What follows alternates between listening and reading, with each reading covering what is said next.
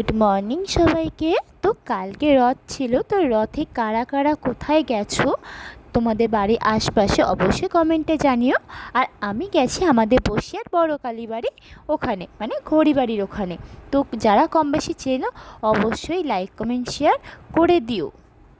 রথের দিন তোমাদের বাড়ি মেনু কী কী হয়েছে অবশ্যই জানিও। আমার বাড়িতে হয়েছে খিচুড়ি, বাঁধাকপি, আলু ভাজা, আর পাঁপড়টা হয়েছিল। তো পাঁপড়টা শেষ হয়ে গেছে, আমি লাস্টে খেতে বসেছিলাম। তো আমাদের বসিরহাট বড় কালীবাড়িতে খুব জোরদার করে আর খুব বড় মেলা বসে চড়কে আর এই রথে, খুব মজা হয়। আমার এই ছোটো ছোটো মিনি ব্লগগুলো তোমাদের যদি অবশ্যই ভালো লাগে তাহলে অবশ্যই কমেন্টের মাধ্যমে আমাকে জানিয়ে দিও।